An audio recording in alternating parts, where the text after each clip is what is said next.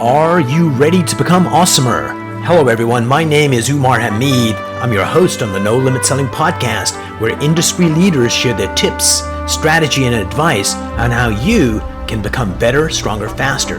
Just before we get started, I've got a question for you. Do you have a negative voice inside your head? We all do, right? I'm going to help you remove that voice in under 30 days guaranteed. Not only remove it, but transform it. So instead of the voice that sabotages you, there's one that propels you to much higher levels of performance and success. There's a link in the show notes. Click on it to find out more. All right, let's get started. Hello, everyone. Today I've got the pleasure of having Rick Barrera here. He is the CEO of Rick Barrera and Associates. Rick, welcome to the program. Well, thank you for having me. I'm excited to be here. Rick, sales has always been a challenging subject. And I just think about, ancient Egypt, Roman Empire, there had to be people selling rugs and camels and whatever. And there was a guy down the market that was doing a better job than we were. And we were trying to figure out, how does he do better than me? So people have been thinking about sales and sales improvement for a long time. And you've been doing it not quite that long. So I'm really happy you're on the program with us sharing your wisdom. I'm happy to be here. So Rick, who was the first salesperson that you came across that made an impact on you where you went, so this is what selling's about? Well, I have a long and storied history of selling. So I was, when I was little, I grew up in a little tiny town called Derrick City, Pennsylvania. It's very rural. There were 52 homes in Derrick City. And wow. Not much of an opportunity to earn money, but when I was in second grade, I joined Cub Scouts. And if you join Cub Scouts, they send you a magazine called Boy's Life. And in the back of Boy's Life, there was an ad, and it said, earn big money. And so I was, immediately caught my attention. So I sent in, and they sent me a great big book of Christmas cards. And so I went door to door to all 52 homes and said, do you need Christmas cards? And some people said yes. And so that's how my sales career started. And that company in the spring sent me a seed catalog and said, go sell seeds. So I went to all 52 homes and sold seeds. and basically I tortured those 52 people until I could drive, and then I got what I would call my first real sales job, which was selling newspaper subscriptions over the phone. So sold through high school and college and all of that, and I learned a lot. But then I decided I had a job after college, and my sister came home. She was in the Peace Corps in Afghanistan. And she came home and she wanted to start a business. So we were looking at different businesses, and I found a sales training franchise. Which one?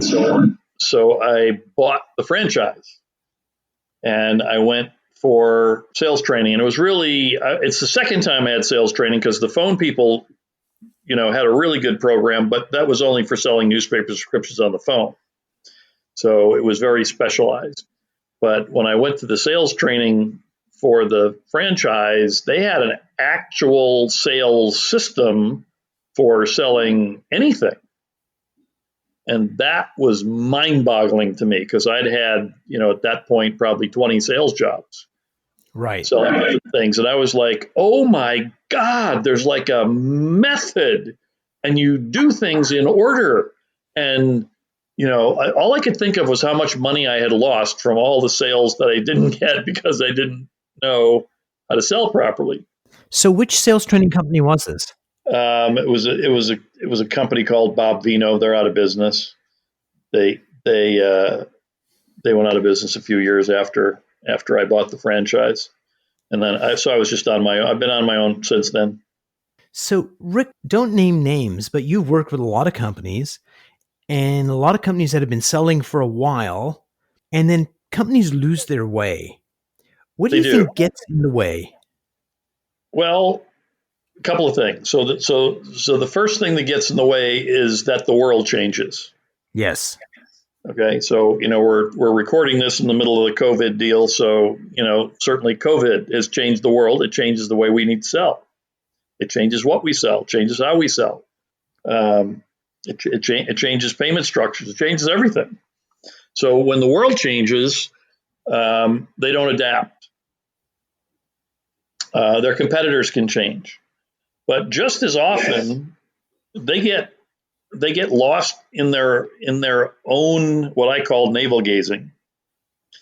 So, so just to give you a perfect example, so the typical entrepreneur, they start out and they figure out how to sell something, and so the company starts right. They sell, the owner sells something, and they're successful. So then they sell another one, then they sell another one, then they sell another one, and they kind of get the company going, and then they start to hire people. Because now you got to worry about delivering what it is you sold. And then you got to have, customer service, and then you got to have operations, and then you got to have HR, and then you got to have finance, and you got to have accounting, and you got to have all these things as the company grows. And in the process of all that, we get so internally focused that we forget about the customer altogether. And so, the customer's evolving, the world's evolving, your company's evolving, and what happens is you sort of evolve apart, right? I love companies that they just go, "Oh no, that's against our policy," right? And I always say, "Well, what's the customer say about the policy?" "Oh my God, they hate it." Okay, well then, why is it our policy? Because it's always been our policy, it's going to impact sales. So what's kind of interesting is everybody in business, plus or minus, would know that, if you don't adapt, you die. And so at one level, they have it inside the head. But when you're going through it, it's really hard to see, even though the data is on the wall in terms of sales are declining, competitors are, gaining market share. And then companies tend to sometimes focus at the wrong thing and not take a step back. A, do you agree with that statement? And B, what would be your advice to help companies keep their finger on the pulse of what's going on? You have to live with your customers, but you also have to think beyond your product. So I'll just give you an example. I was working with a very, very large company and a very well-known company. And they told me, they're in construction, and they told me, you don't understand, our customers love us. They love our equipment. They love, everything about us. They can't live without us. They can't make money without us. They just think we are like, the best thing ever. And so I sent the senior team out, but sales were declining, by the way, which is always interesting, right? So, right. So I sent them out, the senior team. I said, I want you to go out for 3 days. I want you to shadow a customer and I sent the different senior execs to different customers. And I said, for 3 days, you're going to shadow the customer, and you're not allowed to ask questions. I just want you to follow them around because I want you to understand what their day is like. Right. And they said, well, that 3 days, a long time. Like, no, I want 3 days because I want you to really understand their world from their point of view. So they all went off and did the assignment, and they came back, and they were blown away. And I said, what'd you learn? And they said, do you know they never mentioned our company once in 3 days? All of us, 7 of us went out. That's 21 collective days where we never got mentioned, right? It was kind of like ego shattering for them. They thought they were the center of the customer's universe, and they didn't even exist. And they were there physically, and they still didn't exist, which is amazing. But what they learned was that there was this whole other process, that when the construction day ended, there's a whole other team that goes to the headquarters. They start at 5 o'clock at night and they work until 5 in the morning, and they reshuffle all of the assets and the projects and the people. So that, what did we get done today on each of these projects? What does the contract call for? On which contracts do we have penalties where we're running late that we're going to cost us money? On which contracts do we have bonuses if we finish early? What equipment do we need to move to what site? What operators do we need to move to what site? Do we have any materials that have to be moved? There's all this logistical stuff that happened overnight so that they could be a construction company the next day. Right. They didn't even know that process existed, and they were not part of it. So one of the insights that came out is that there's a lot of rental equipment. And they didn't, the rental equipment, typically, they get to the job site at 7 o'clock in the morning. Then they figure out by 8 o'clock they need something. Then they call. Then it's another hour before, it gets delivered. So they've lost half of their construction day before they can even get the equipment. So one of the insights they had was, well, we should be doing this at night with them. So if they need equipment, we should have it there before 7 a.m.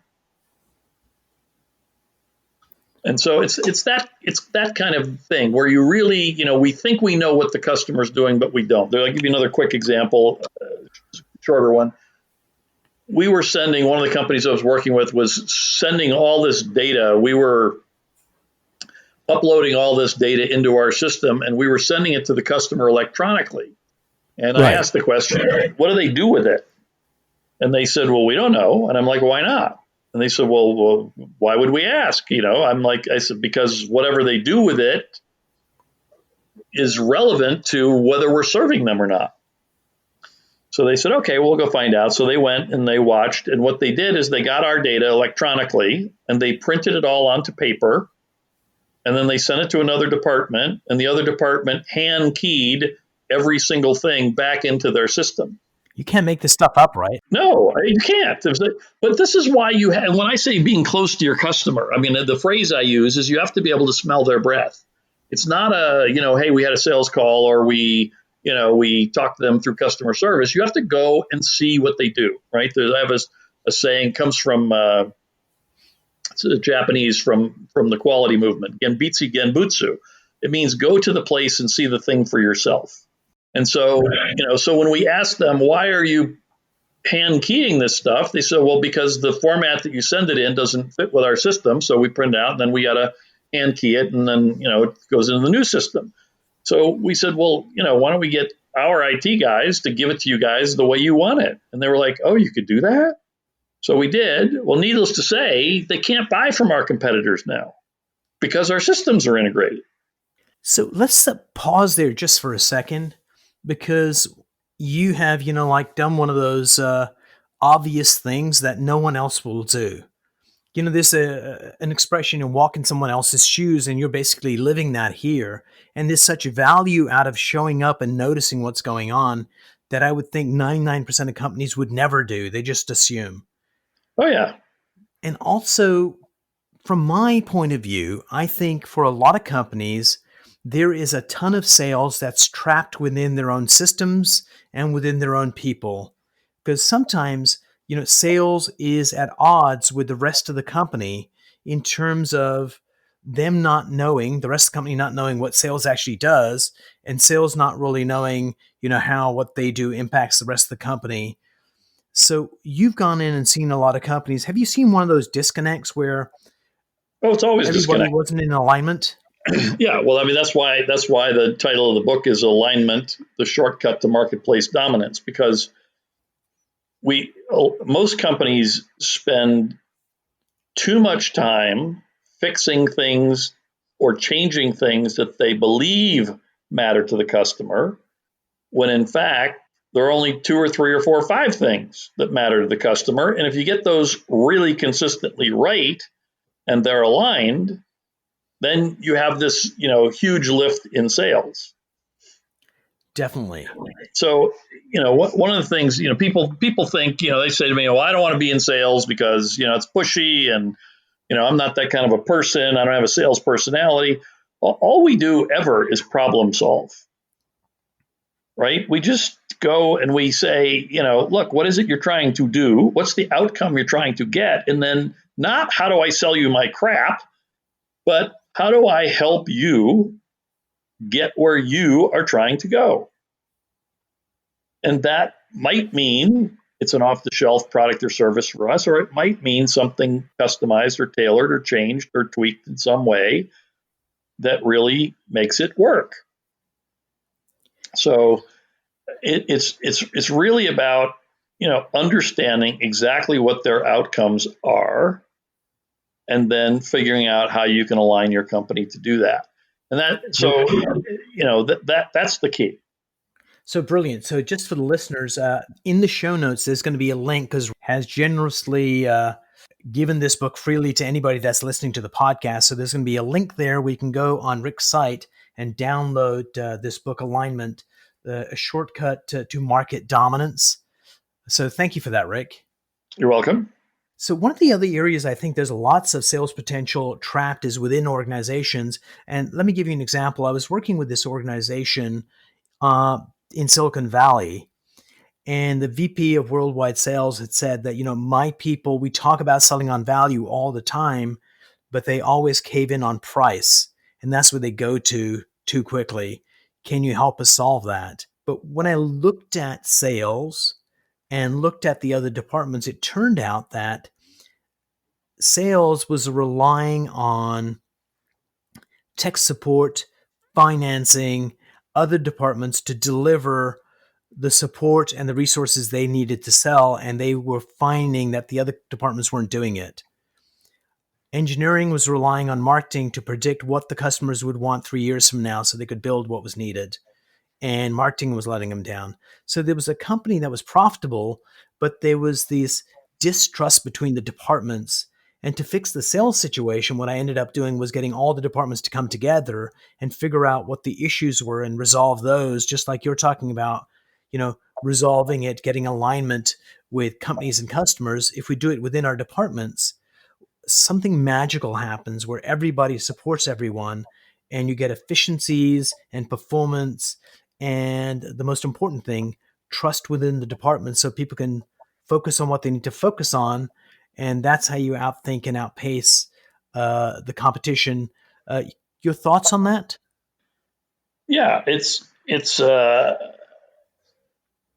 again, this goes to the fundamental solving of problems, or aligning around what it is that the customer is trying to do. So that the other departments, one of the great sayings, I'm trying to remember if it was Jack Welcher who said it, but if you're not selling, then you better be helping somebody who is, right? If you're in engineering, you need to be out in the field. You can't rely on the sales team or the marketing team or whoever to help you with that insight. You got to go out and see what they do with the thing you make. The marketing team has to be out side by side with the customer. So this is a term that Tony Alessandro, I know he was on with you. Tony Alessandro and I coined long ago is bow tie selling versus diamond selling. So the bow tie selling is where, we have all these different, positions in our company, CEO and CFO and, salespeople and purchasing and operations and all of that. And they have the same lined up on their side. But the only two people who touch like a bow tie are the salespeople and the purchasing person. So we want to turn that around. So it looks like a diamond, where our CEO is getting with their CEO, and our CFO is getting with their CFO, and our CMO is getting with their CMO, and our salespeople are getting with their purchasing people, and their purchasing people are getting with our salespeople, and right, all this, all the way down, their operations people, our operations people, so that we really start to understand how do we partner and integrate. You don't need 1,000 accounts or 10,000 accounts to be wealthy. You need a few great relationships, because those great relationships will lead you to all the other relationships. And the more integrated you are and the tighter you are with them, the more valuable that becomes. At the end of the day, the most useful information that we come across is that obvious stuff that we don't do because we get too sophisticated. And the entire conversation so far has been about get to know your customers, go visit with them, don't just listen to them, see what they're actually doing.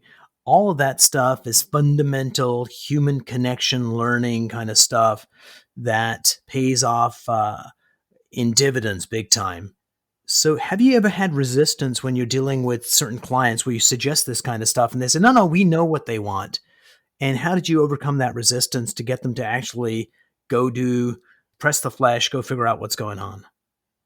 Um, well, usually when people hire me, I work with two kinds of companies primarily. They're either I do a lot of turnaround work, so they're Yes. either their sales are really taking a nosedive and they need some kind of emergency resuscitation, or I work with companies that are really aggressively trying to grow. So I was working with a company a couple of years ago. We had 150% compounded growth rate year over year. Um, we were trying to keep the wheels on the bus and handle that level of accelerated revenue growth. But a lot of the work I do is where they're in trouble. So in either case, they hire me because things are not normal, and so there's a motivation for them to change. And if they don't want to change, then I leave. I mean, it's just that simple. It's like, look, that you called me in here to solve a problem. If you want me to solve the problem, then we got to change these things. If you don't, then I'm out. It's fine. Like this goes to any sales situation. If there's a fit between the two companies, then great, you should be partnering. If there's not a fit, then it's okay to walk away. It's like if there's not a fit, you don't have to make it fit. Brilliant. So, as you're working with companies right now, as we go through this COVID restructuring of the world, what are some of the tips that you're giving people? What do they need to do differently? Well, one of the things I was talking about early on, looks like things are opening back up now, but early on, one of the things I was focusing with people is how do you become essential? What is it that you do that is essential that allows you to stay open? And there are a lot of different angles to that. I'm working with a company right now, and they were kind of panicking, and I'm like, hey, we have government contracts, okay, so let's focus on that because we have to stay open for the government. So we submitted appropriate paperwork, and they were like, great, no problem. So it's those kind of things. First, the first thing I always look for is viability, right? And via means life in Latin. Do you have life, right? So we have to have life. We have to be open. We have to have the doors open, right? Then the next thing we need is cash flow. And so how do we get cash flow? And during this deal, it's all about cash flow. So my son was a caterer, and he lost all of his catering contracts in 3 days. So he called me in a panic and he said, what do I do? He's been in business for like 6 months and he was doing great, but all of a sudden can't do it.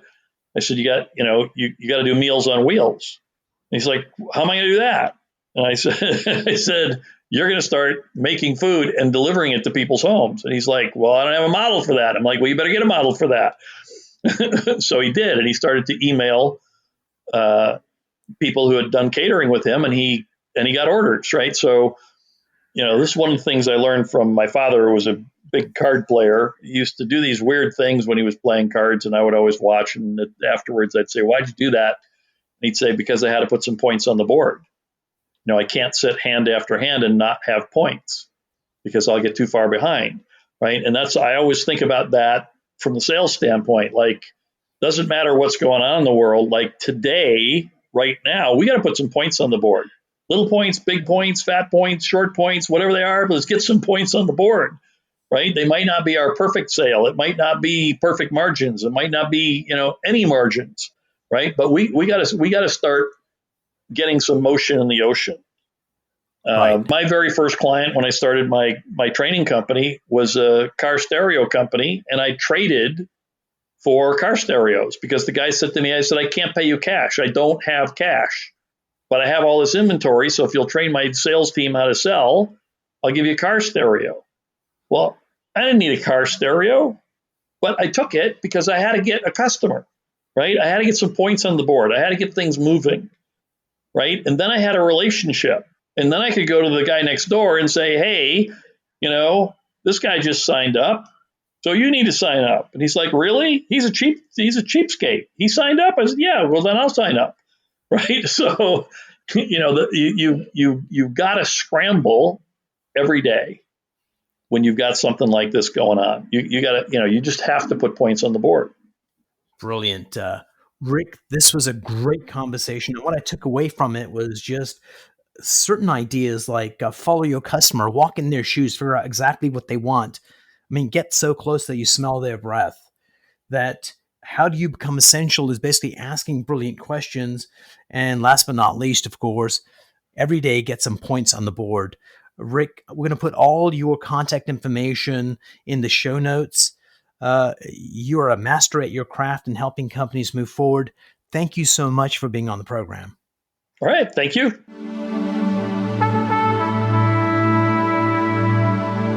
If you enjoyed this episode, please go to iTunes and leave a 5-star rating. And if you're looking for more tools, go to my website at nolimitselling.com. I've got a free mind training course there that's going to teach you some insights from the world of neuro-linguistic programming, and that is the fastest way to get better results.